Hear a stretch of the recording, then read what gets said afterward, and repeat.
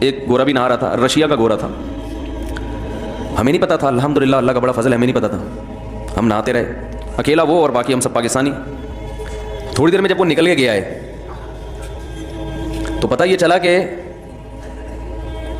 اب کیا پتہ بتاؤں آپ کو میں.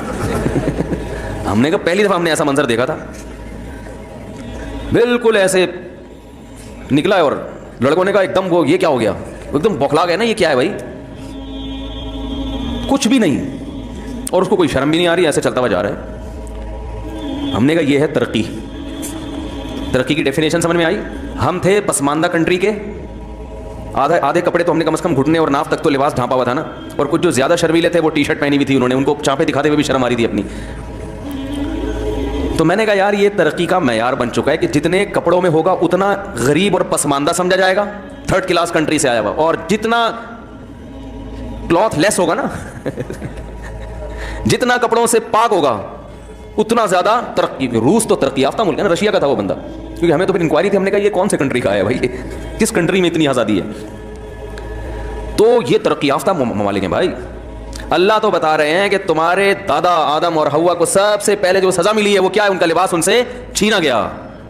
وَطَفِقَا يَخْصِفَانِ عَلَيْهِمَا مِنْ وَرَقِ الْجَنَّةِ. اور قرآن کے الفاظ دیکھو, فوراً جنت کے درختوں کے پتے توڑ کر اپنے جسم کو ڈھانپنے لگے. شرم آ رہی تھی ان کو, ایک دوسرے سے حیا آ رہی تھی کہ سب سے پہلا کام یہ کرو کہ اپنے جسم کو ڈھانپو. تو یہ ننگا پن جو آج کل عورتوں میں آ رہا ہے, مردوں میں آ رہا ہے, چڈے پہن پہن کے گھوم رہے ہیں, یہ کوئی تہذیب نہیں ہے میرے بھائی, یہ سزا ہے, یہ تہذیب نہیں ہے. شریعت میں مرد کو حکم ہے کہ ناف سے گھٹنوں تک یہ 24 گھنٹے چھپانا ہے. سمجھ رہے ہیں, یہ محرم سے بھی چھپانا ہے اور نامحرم سے بھی چھپانا ہے. اور عورت کو حکم یہ ہے کہ وہ اپنے چہرے اور دونوں ہاتھوں کی کلائیوں کے علاوہ پورا ڈریس نامحرم سے ہر وقت چھپائے. اور فتنے کا اندیشہ ہو تو چہرہ چھپانا بھی فرض ہے. اور جوان عورت کو چونکہ فتنے کا اندیشہ ہے لہٰذا اس کے بارے میں فتویٰ یہی ہے کہ اس پر چہرے کا پردہ فرض ہے. جو یہ کہتا ہے جوان عورت کے چہرے چھپانا فرض نہیں ہے, اس میں فتنہ نہیں ہے, تو وہ پاگل ہے. سارا فتنہ کہاں سے ہوتا ہے, تو چہرے سے ہوتا ہے. تو یہ اسلام کا ایک بنایا ہوا نظام ہے, کرنا پڑے گا. اور اسی طرح جو خواتین گھر میں رہتی ہیں جہاں سب محرم ہوں تو ٹھیک ہے, وہاں چہرہ بھی کھول سکتی ہیں, کلائیاں بھی کھول سکتی ہیں, لیکن کھول سکنے کا مطلب یہ نہیں کہ کھولیں. پراپر ڈریس یہی ہے کہ پورا جسم پہ لباس ہو. آج کل مسئلہ یہ ہے کہ نئے لوگ جو علم حاصل کرتے ہیں نا, علم میں عمق اور گہرائی نہیں ہوتی, بس وہ قرآن اور حدیث کی ظاہری نصوص کو دیکھ کر فتوے لگاتے ہیں. دیکھیں اللہ تعالیٰ نے مرد کو حکم دیا ناف سے لے کے گھٹنے تک ڈھانکنا ضروری ہے. تو اب اس کا یہ مطلب ہے کہ آپ میں یہاں بنیان پہن کے آ جاؤں ہے بھائی, یا آپ گھر میں بس ناف سے گھٹنوں تک کی ایک چادر باندھیں اور اوپر چاپیں واپیں پسلیاں مسلیاں وہ ساری دنیا دیکھ رہی ہو, یہ اچھا لگے گا بھائی؟ شریعت نے ایک آخری حد بیان کی ہے کہ یہاں سے یہاں تک تو ہے ہی, اس کے علاوہ جتنا لباس پہنو گے اس میں تمہاری زینت اور حیا کے زیادہ قریب ہے, وہ پسندیدہ ہے. شریعت اس پہ آپ کی تعریف کرتی ہے. اسی طرح یاد رکھیں عورت کا جو ڈریس ہے وہ محرم یعنی اپنے بھائی اور باپ کے سامنے کلائیاں کھول سکتی ہے, پنڈلیاں کھول سکتی ہے, گردن کھول سکتی ہے, سر کے بال کھول سکتی ہے. یہ گنجائش دی ہے شریعت نے, ترغیب نہیں ہے. گنجائش اس لیے کہ لا تو قیامت تک کے لیے بنتا ہے نا, ترغیب یہی ہے کہ بھائی پراپر ڈریس میں رہے. جب باپ آئے جوان بیٹی کے سامنے تو بیٹی کو چاہیے کہ سر پہ بولو نا بھائی چادر لے لے, چاہیے, ترغیب ہے اس کی. یہ پراپر ڈریس ہے مسلمان عورت کا. عرب کنٹریز میں خواتین کے ڈریس ایسے ہو گئے ہیں کہ الامان والحفیظ. اور جب ان سے کہا جاتا ہے کہ یہ کیسا ڈریس ہے, اتنی فٹنگ کے کپڑے اور یہ کلائیاں کھلی ہوئی ہیں اور ہاف سلیو بلکہ سلیو لیس کپڑے پہنے ہوئے ہیں, تو کہتی ہیں بھائی سے پردہ کہاں ہے, قرآن حدیث میں دکھاؤ. بھائی بھائی کے سامنے پورے بازو کا چھپانا فرض ہے, قرآن حدیث میں کہاں ہے؟ تو میں ان سے سوال پوچھتا ہوں, قرآن حدیث سے دکھاؤ کسی ایک صحابیہ نے یہ ڈریس پہنا ہو. تو جواب ملتا ہے کہ وہ ان کا کلچر ہے. یہ مغربی یلغار ہے. جب حیا ختم ہو گئی نا معاشرے میں حیا ختم ہو گئی تو قرآن حدیث کی تشریحات کے اصول بھی بولو بھائی چینج ہو گئے. تو یہ بالکل ایسا ہی ہے جیسے جب کوئی یہ دلیل دیا کرے نا کہ بھئی یہ سلیو لیس کپڑے پہن کے بھائی کے سامنے آنا جائز ہے کیونکہ بازوؤں کا بھائی سے پردہ نہیں ہے, تو ان سے بولا کریں کہ بھائی کو بھی چاہیے کہ وہ چڈی میں آپ کے سامنے آ کے بیٹھا کرے, کیونکہ وہ اس پر بھی یہ جو اوپر کی باڈی ہے اس کا پردہ فرض نہیں ہے. تو کبھی مجبوری میں نہا دھو کے آدمی باہر نکلا تو چلو ٹھیک ہے, لیکن نارملی کوئی مرد ایسا نہیں کرتا. ابھی الگ بات ہے مرد پراپر ڈریس پہن رہا ہے اور اس کے لیے اس کو قرآن و حدیث سے دلیل نہیں چاہیے. عورت آدھے کپڑے پہن رہی ہے اور دلیل میں قرآن و سنت کا حوالہ پیش کر رہی ہے. اس کا مطلب ہے کہ یہ قرآن و سنت نہیں ہے, اپنی خواہشات ہے جس پر, اور حیا بے حیائی ہے, بے شرمی ہے جس پر لیبل کس کا لگایا جا رہا ہے, قرآن و سنت کا. اس کی میں ایک مثال دیتا ہوں, اس سے بات سمجھ میں آئے گی. بعض خواتین یہ دلیل دیتی ہیں کہ عورت کے لیے بال کٹوانا جائز ہے. دلیل حدیث, رسول اللہ صلی اللہ علیہ وسلم کا جب انتقال ہوا تو امہات المومنین نے اپنے بال چھوٹے کرا لیے آپ صلی اللہ علیہ وسلم کی وفات کے بعد. تو جب امہات المومنین کے لیے بال چھوٹے کرانا جائز ہے اور کسی نے اس پر انکار نہیں کیا, تو آج خواتین بال چھوٹے کیوں نہیں کرا سکتی؟ دلیل سمجھ میں آئی ہے بھائی؟ آ رہی ہے سمجھ میں دلیل؟ یہ دلیل غلط ہے. آج خواتین جو بال چھوٹے کرواتی ہیں زینت پیدا کرنے کے لیے, شو مارنے کے لیے. امہات المومنین نے شو ختم کرنے کے لیے بال چھوٹے کروائے ہیں, زینت کو ختم کرنے کے لیے, کہ جس کے سامنے بن سمرا کرتی تھی محمد صلی اللہ علیہ وسلم, جب ان کا انتقال ہو گیا اور اب ہمیں مزید نکاح کی اجازت بھی نہیں ہے, تو اب زینت کا دروازہ بند. اب کس کو دکھائیں لمبے بال؟ تو لمبے بالوں میں عورت کی زینت ہے. اگر عورت چھوٹے بالوں میں زینت سمجھتی ہے تو یہ تغییر خلق اللہ ہے, اللہ کی بنائی ہوئی تخلیق کو تبدیل کرنا, یہ حرام ہے, ناجائز ہے. بھائی ہاں ہوں کر لیا کریں, سمجھ میں آ رہا ہے؟ تو انہوں نے تو زینت ختم کرنے کے لیے اور آپ شو مارنے کے لیے. اسلام میں عورت کے لمبے بالوں میں زینت, اللہ نے عورت کو لمبے بال دیے اس لیے کہ دیکھو آدمی جتنے لمبے بال کر لے, یہاں سے نیچے, ہم نے تو رکھ کے دیکھے ہیں نا, یہاں سے نیچے بال نہیں نکلتے, بہت زیادہ ہوں گے یہاں تک آ جائیں گے, اس آدمی کے بال اس سے نیچے نہیں, اور پھر مزید بڑھانے کی کوشش کرے گا تو پرانے والے بھی ختم ہو جائیں گے. حقیقت ہے.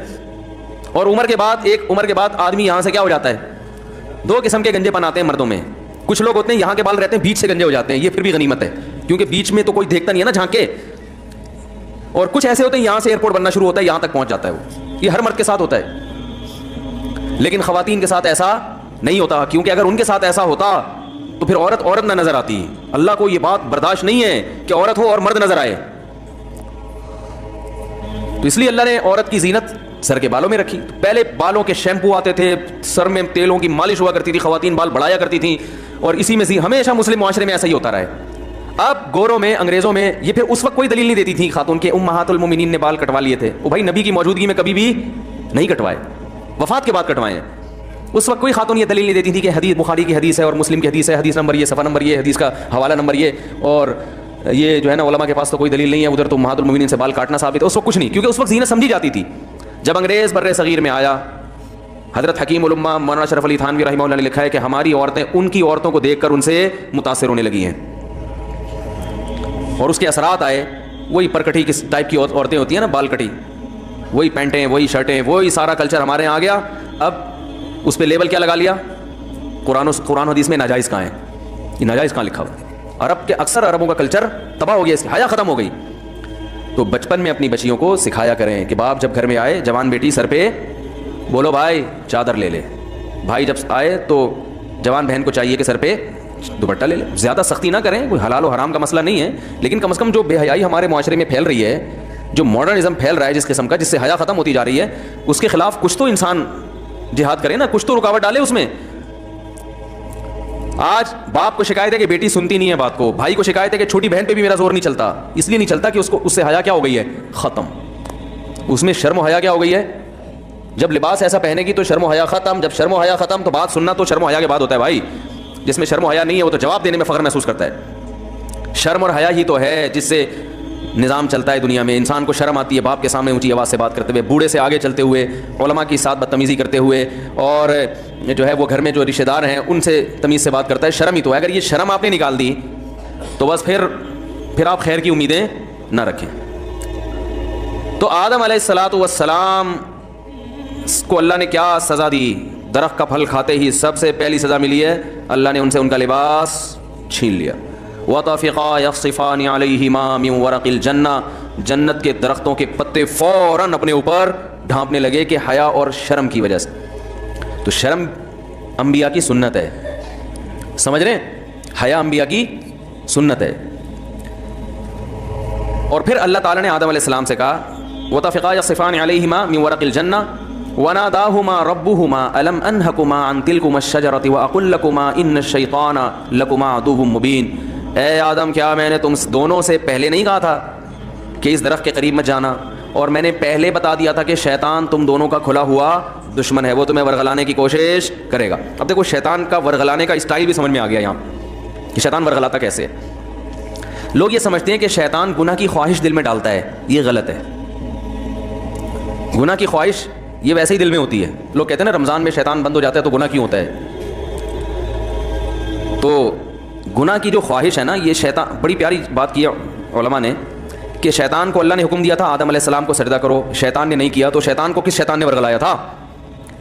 کیا ہو گیا بھائی؟ شیطان کو کسی شیطان نے بولا تھا کہ سجدہ نہیں کرو, یہ مٹی سے بنا اور تمہاری ویلیو گر جائے گی, تم آگ سے بنے ہوئے تم مٹی کو سجدہ کرو گے تو تمہاری ویلیو ختم ہو جائے گی. یہ پٹیاں کس نے بنائی تھی؟ کوئی اور شیطان تھوڑی تھا. شیطان کی اپنے ذات میں حسد اور جیلیسی. تو انسان دو وجہ سے گناہ کرتا ہے. ایک تو یہ کہ اس کے دل میں خواہشات پوری کرنے کی چاہت اللہ نے ویسے ہی رکھی ہے. بھائی فرشتوں میں خواہشات ہوتی ہیں؟ نہیں ہوتی. فرشتوں میں نہ روٹی کی خواہش نہ کوئی اور خواہش, تو اللہ نے انسانوں میں رکھی ہوئی ہیں. روٹی بھی چاہیے, صحت بھی چاہیے, گھر بھی چاہیے, گاڑی بھی چاہیے, عزت بھی چاہیے, بہت ساری چیزیں چاہیے کر کے وہ ایک طویل فہرست بنائی ہوئی ہے اس نے. سر پہ بال بھی چاہیے, یہ بھی ضروری ہے. آج کل کے ہمیشہ سے چاہیے. لیکن میں ان لوگوں سے کہتا ہوں کہ جو سر کے بال کٹا کے یہ سمجھتے ہیں کہ ہم اللہ کو راضی کر رہے ہیں, کم از کم یہ الزام اللہ پہ مت لگاؤ, ٹھیک ہے نا. بال کٹائیں, بعض لوگوں پہ ٹرینڈ اچھی لگتی ہے لیکن اس کو سنت نہ سمجھیں. تو انسان کی طبیعت ایسی ہے کہ وہ خواہشات کی طرف مائل ہوتا ہے, اس کی فطرت ہے. وہ تو شیطان نہ بھی کہے تو مائل ہوتا ہے. دیکھو جب روزہ رکھتے ہیں تو ہمارا پانی پینے کا دل چاہتا ہے کہ نہیں چاہتا ہے پیاس میں؟ تو یہ شیطان سمجھا رہا ہے کہ پانی پیو؟ بولے نا بھائی, وہ تو میڈیکل سائنس یہی کہتی ہے کہ جب پیاس لگے گی تو پانی پینے کا دل چاہے گا, تبھی تو روزے کا ثواب ملے گا. بھوک لگے گی تو روٹی کھانے کا دل چاہے گا. ہاں اب مسلمان یہ دیکھتا ہے بھائی اللہ کی طرف سے اجازت ہے تو کھا لو, اجازت نہیں ہے تو نہیں کھاؤ. اب روزہ ہے تو اللہ کی طرف سے اجازت نہیں ہے. بعض دفعہ اللہ کی طرف سے کھانے کا حکم ہوتا ہے. کسی ایسے شخص نے نفلی روزہ آپ نے رکھا ہوا ہے, دعوت کر لی جو آپ کے بڑوں میں سے ہے, قریبی رشتہ داروں میں سے ہے, آپ اس کی دعوت اٹینڈ نہیں کریں گے تو وہ ناراض ہونے کا خطرہ ہے. تو پھر شریعت کا حکم کیا ہے؟ یہاں روزہ توڑ دو, روزہ توڑ کے اس کی دعوت کھا لو. پھر فقہا کا اختلاف ہے, بعض کہتے ہیں کہ بعد میں قضا کرے, بعض کہتے ہیں نہیں کرے. امام حنیفہ کے نزدیک بعد میں قضا کرنا ضروری ہے. تو یہاں کھانا کیا بن گیا؟ حالانکہ اس وقت دل چاہ رہا ہوتا ہے کہ نہیں کھائے, کیونکہ اتنی مشکل سے دوپہر تک کا روزہ آپ نے برداشت کر لیا, صبح کی چائے چھوڑ دی, گٹکا بھی نہیں کھایا, صبح پان بھی نہیں کھایا, اتنی قربانیاں دے کے 12-1 بجے تک آپ پہنچے اور دعوت آ گئی, اور ایسی کی دعوت آئی جو آپ کے چچا لگتے ہیں رشتے میں اور بڑے قریبی ہیں. اب وہ ناراض ہو جائیں گے کہ یار آج ہی روزہ رکھنا تھا, میرے بچے کا ولیمہ ہے, آج ہی روزہ رکھنا تھا. تو بہتر کیا ہے کہ آپ روزہ, حالانکہ یہاں دل چاہ رہا ہوتا کہ نہیں توڑو, کیونکہ فقہ حنفی میں تو بعد میں قضا کرنی پڑے گی نا اس کو, یا تو چلو بالکل ہی غریبی میں معاف ہو رہا ہوتا, تو بعد میں کون قضا کرے گا یار, آج رکھ لیا. تو خواہشات, یہ شیطان نہ بھی ہو تو انسان کے دل میں اللہ نے خواہشات کا ایک سمندر رکھا ہے. شیطان کیا کرتا ہے؟ شیطان یہ دیکھتا ہے کہ یہ آدمی اپنی خواہشات اس لیے پوری نہیں کر رہا کہ اس میں اس کو خطرہ ہے کہ آخرت میں جہنم کی سزا ملے گی. یہی وجہ ہوتی ہے نا مسلمان, ورنہ تو بھائی سارے چرسی روئنچی ہوتے. بھائی مجھے لوگ آگے بتاتے ہیں کہ یار وہ فلاں کنٹری میں اتنے لوگ 99% لوگ ڈرگس لیتے ہیں. چرس کا انگلش میں ایک بڑا ٹیکنیکل قسم کا نام آیا ہے جس سے چرس پینے والا چرسی بھی نہیں کہلاتا اور معاشرے میں اس کی عزت ہو جاتی ہے. کچھ دن پہلے ایک صاحب آئے کہ یہ UK سے آئے ہیں اور یہ ایک انگلش میں چیز میں نام بھول گیا, وہ پیتے ہیں. میں نے کہا یار یہ تو ہم سے زیادہ پڑھے لکھے ہیں, وہ ایسی خوبصورت چیز پی رہے ہیں. یہ انگلش میں نا بڑا ٹیکنیکل قسم کا نام تھا. تو میں نے کہا وہ اس کو اردو میں ترجمہ کیا, انہوں نے کہا چرس. تو میں نے کہا یہ بولو چرسی ہے بھائی. ان کو بولا تو نہیں میں نے, بے عزتی ہو جاتی, لیکن دل میں میرے خیال ہے ان کو سیدھا بولو بھائی یہ کیا ہے, چرسی ہے. مفتی صاحب اس کے ڈریسنگ پہ نہ جانا, اس کی انگلش پہ نہ جانا, ہے چرسی. اصل میں یہ ہونا چاہیے تھا. تو اب کیا ہے کہ وہ وہاں تو بہت زیادہ نشہ ہے نا, تو لوگ کہتے ہیں وہ اتنا نشہ کرتے ہیں, ہر آدمی شراب پیتا ہے, ہر آدمی زنا کر رہا ہے. تو میں کہتا ہوں بھائی وہ تو کریں گے, جب ان کا خیال ہے کہ زنا پہ کوئی سزا ہی نہیں ملنے والی ہے بھائی, تو 2 دن کی زندگی کوف سے کیا فائدہ, لائف کو انجوائے کرو. وہ صحیح کر رہے ہیں اپنے حساب سے. رہا یہ مسئلہ کہ وہ چرس پی رہے ہیں, ڈرگس لے رہے ہیں تو صحت برباد ہو رہی ہے, وہ کہہ رہے ہیں بھائی صحت بچا کے, مزے کے لیے صحت بچانی ہے نا, تو جب صحت برباد کرنے میں زیادہ مزہ آ رہا ہے تو صحت بچا کے کرنا کیا ہے, کیا خیال ہے. ٹیپو سلطان کا قول تھا نا, شیر کی 1 دن کی زندگی گیدڑ کی 100 سال کی زندگی سے بہتر ہے. تو جو چرسیوں کی نظر میں یہ قول کا مطلب یوں ہے کہ ہیروئن چی کی 4 دن کی زندگی بغیر ہیروئن چیوں کی 4000 سال کی زندگی سے بہتر ہے. وہ کہہ رہے ہیں ہیروئن پی کے جو 4 دن میں جو مزہ آتا ہے وہ تمہاری بغیر جو ہیروئن کی زندگی ہے وہ 60-70 سال میں کیا ہے یار, یہ کوئی زندگی ہے. تو اس کا یہ نظریہ بن چکا ہوتا ہے. تو جب وہ اس کو کوئی آخرت کا خوف ہی نہیں ہے, اللہ کے سامنے جواب دہی کا وہ خوف ہی نہیں ہے, تو وہ جو چاہے کرے. بھائی مسلمان کیا کرتا ہے کہ جب گناہ کی طرف اس کی طبیعت مائل ہوتی ہے, جو ہر ایک کی مائل ہوتی ہے, علماء کی بھی ہوتی ہے, بزرگوں کی بھی ہوتی ہے, عام آدمی کی بھی ہوتی ہے, یہ تو انسان کی نیچر ہے. بھائی بھوک لگی ہوگی تو روزے میں دل شدید بھوک لگ رہی ہے آپ کو. دیکھو جب رمضان